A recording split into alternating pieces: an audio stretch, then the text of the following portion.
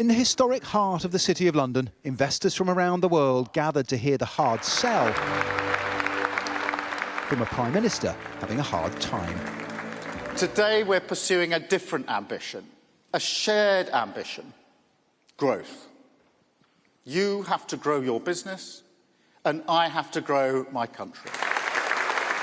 Ministers were out in force after preparations had been knocked off course by the Transport Secretary, calling for a boycott of P&O ferries, just as its parent company was planning a £1 billion investment, a deal only confirmed by its chairman as the summit began. An obvious question then for the Chancellor. Would you get on a P&O ferry? I wouldn't have any problems with getting on a P&O ferry, and I think it's really important that we've secured this investment for Britain, because this investment in the Thames Gateway port will bring good jobs, paying decent wages to people in that community in Essex, and will also expand our capabilities to import and export around the world, all contributing to growth.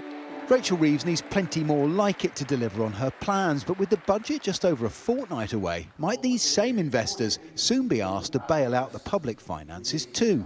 You're asking for investment today, you're making the case for Britain, but are you not also looking at that room and thinking, I can shake these people upside down for tax revenue, capital gains tax, increases in employer national insurance? They're actually going to be slapped with a load of taxes not long after they're out of the door. Well, the precondition for bringing investment into Britain is to bring stability back to Britain.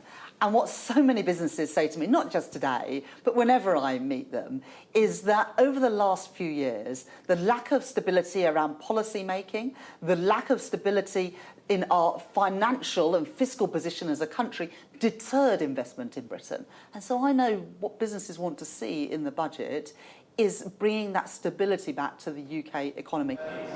The government has invested a significant chunk of its political capital in an unashamed pitch for the hard cash it needs to deliver on its programme. But the row over P&O demonstrates that whether it's workers' rights reforms that might add cost to business or the need to rebuild the public finances, every decision comes with trade-offs.